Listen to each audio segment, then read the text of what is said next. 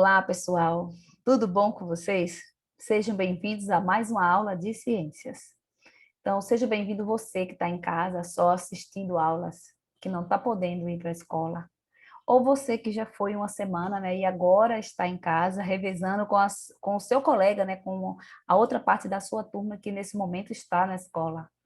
Mas vocês já pararam para pensar como a nossa vida está diferente? Vocês já observaram, né? Essa semana agora vocês tiveram a oportunidade de vivenciar esse novo que não pode aglomerar, que tem que manter distanciamento, esse novo que exige a higienização o tempo inteiro, filas, não é? O uso de máscaras, não pode trocar objetos, bem diferente, né, gente, do que era o nosso costume. E aquela aglomeração na hora do intervalo, e as brincadeiras no corredor. E aí, o que é que vocês estão achando? Não, pois é, agora é assim, né? Agora é assim que tem que ser e é assim que nós vamos fazer, né? E com fé em Deus, já já tudo se passa, tudo se resolve e a gente segue normalmente a nossa vida. Mas até lá, vamos manter os nossos cuidados, certo?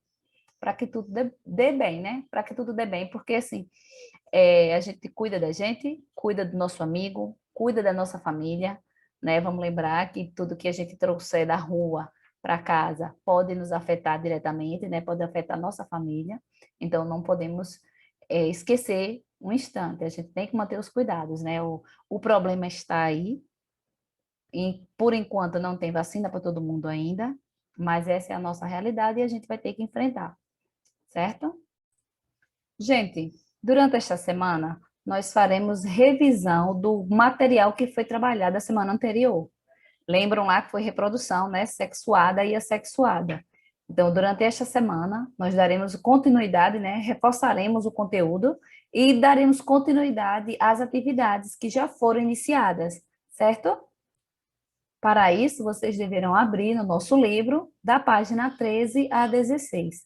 Já é o assunto conhecido, a gente dará sequência, ok? Bom, gente, nós já falamos, né, sobre reprodução assexuada nas aulas anteriores, e agora vamos fazer uma geral. Já vimos que nos seres vivos a reprodução pode ser assexuada ou sexuada, ou podem ocorrer das duas formas ao longo do ciclo de vida. Nós precisamos entender as principais diferenças, né, entre reprodução assexuada e sexuada.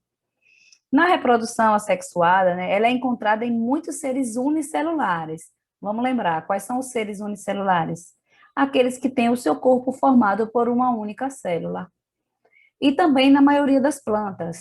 Nela, a reprodução ocorre sem a união de células reprodutoras, que são os gametas.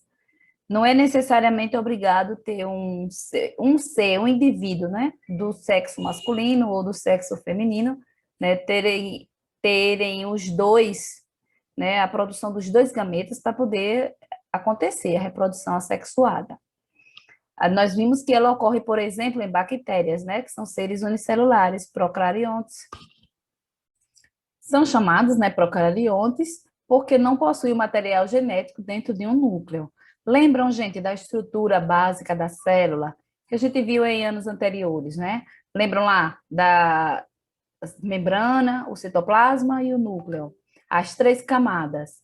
Vamos lembrar de um ovo, né? De um ovo. A casca do ovo representa a membrana plasmática, aí a clara representa o citoplasma e a gema representa o núcleo. Aí, no caso dos seres, né, unicelulares procariontes, eles não possuem núcleo.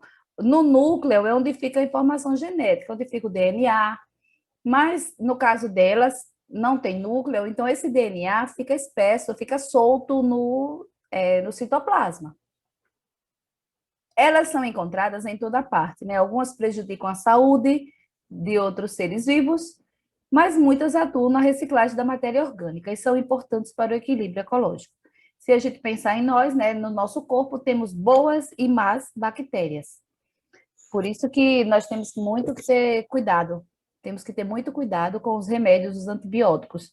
Não podemos sair tomando por conta própria, tem que ser sempre com prescrição médica, porque em vez de combater, uma bactéria que está nos causando mal, nós também podemos combater umas que nos fazem bem, que são muito importantes, certo? Então, mas vamos voltar lá para a reprodução assexuada das bactérias. O exemplo exposto aí no livro de vocês, né? Apenas uma bactéria, ela pode sair reproduzindo, se multiplicando, ela se divide e acaba fazendo seus próprios clones com uma única bactéria. Independente de célula, né, reprodutora, ela não precisa disso. Ela só precisa duplicar o seu material genético, olha aí, a célula inicial e o material genético, ele vai se duplicando e assim elas vão se dividindo e vão surgindo novas bactérias, certo? Aí o exemplo simplificado da reprodução sexuada, sem precisar de célula masculina e célula feminina. As bactérias podem ainda se reproduzir de outra maneira, né? Por vezes, uma bactéria se liga a outra e alguns genes são transferidos entre elas. Independente de sexo, elas vão se reproduzindo, não precisa de gametas. Esse processo é chamado de conjugação, quando elas se unem uma à outra dessa forma, né? E transfere genes, troca genes. Genes é o material genético, certo? A reprodução assexuada é encontrada também em outros seres unicelulares, como os protozoários. Olha aí o exemplo de uma ameba. Olha ela sozinha. Ela vai se dividindo, né, duplica seu material genético e acabam formando duas amebas.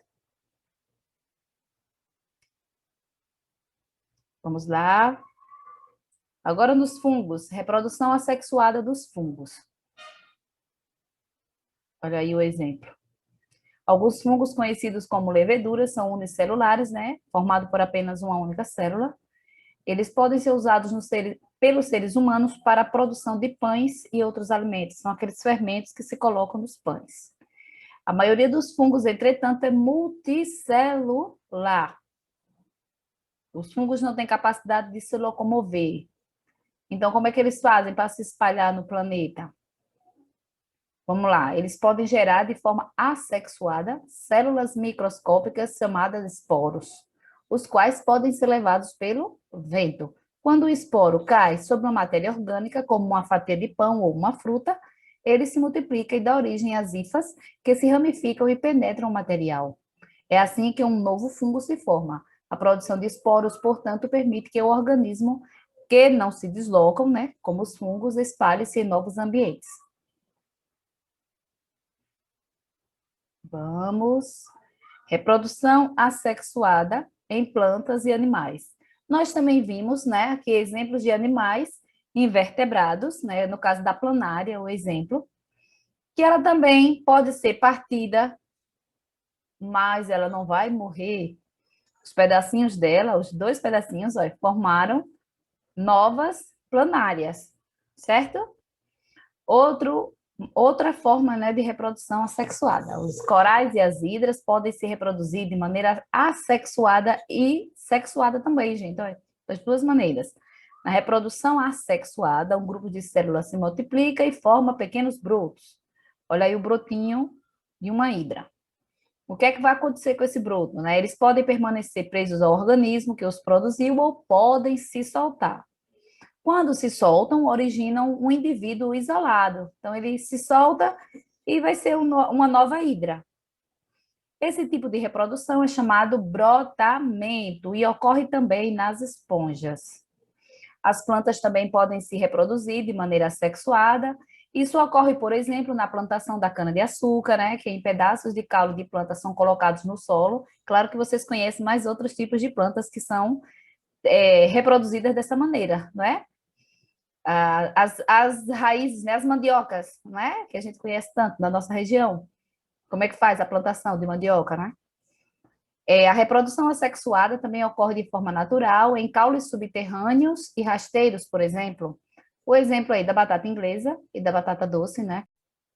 E aí, gente, nós fizemos assim uma geral, né, da reprodução assexuada, das principais características. Agora vocês irão para a página 40 do nosso livro e nós vamos fazer uma atividade da questão 17. Vamos lá? Vocês devem fazer no caderno, certo? Questão 17. Ao pesquisar na internet sobre o cultivo de cana-de-açúcar, um estudante leu que o primeiro procedimento deve ser selecionar plantas saudáveis. Vocês lembram que nós acabamos de falar, né, do cultivo da cana-de-açúcar, o exemplo. Em seguida, os caules devem ser divididos em pedaços de 30 centímetros. O solo escolhido deve ficar em uma área ensolarada. Os pedaços de caule devem ser plantados em sulcos feitos no solo umedecido. Aí vem a letra A. Que tipo de reprodução está descrito no procedimento acima, gente? Que tipo de reprodução está descrita aí nesse procedimento? É a reprodução sexuada ou reprodução assexuada? Acredito, né, que vocês perceberam que nós estamos falando da reprodução assexuada. Muito bem, a resposta da letra A. A letra B. Qual a diferença entre esse tipo de reprodução e o da maioria dos animais e de outras plantas? Nós estamos falando de dois tipos de reprodução, né? Assexuada e sexuada. Qual a diferença entre esse tipo? Esse tipo primeiro que nós já citamos, a assexuada, e o da maioria dos animais e de outras plantas, seria no caso da sexuada. Qual a diferença entre o tipo de reprodução? Entre esses dois tipos de reprodução? Ela precisa de gametas, nesse caso. A reprodução assexuada precisa de gameta. E os indivíduos, né, os novos indivíduos, eles são idênticos aos geradores, não é? São tipo clones. Vocês podem anotar aí no caderno de vocês a resposta, certo? Vou ditar aqui para vocês e vocês escrevem aí no caderno. Vamos lá. A reprodução assexuada é mais rápida que a reprodução sexuada e não depende de gametas, nem de fecundação. Então, não existe, né? Célula masculina, célula feminina.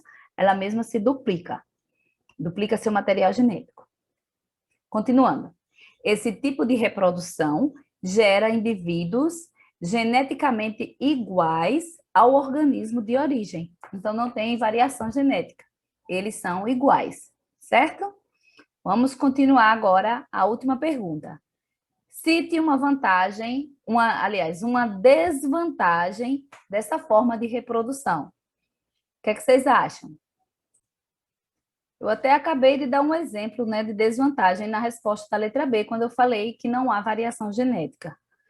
Justamente a variação genética é uma desvantagem, né? Porque os organismos eles serão menos resistentes a determinadas pragas, né? Se atacar uma, com certeza vai atacar todas, porque vão ser todas iguais, então não tem como ser diferente, não tem como combater a praga diferente, não tem como responder diferente, certo? Então, vocês podem anotar aí, na letra C. A desvantagem é que não há variabilidade genética. Assim, se uma praga atacar a plantação, é provável que afete a todos os indivíduos, né, igualmente. Gente, estamos encerrando, né, nossa primeira aula desta semana. Falamos sobre reprodução assexuada. Da próxima agora, a gente vai falar sobre a reprodução sexuada, tá certo? Então, tchauzinho.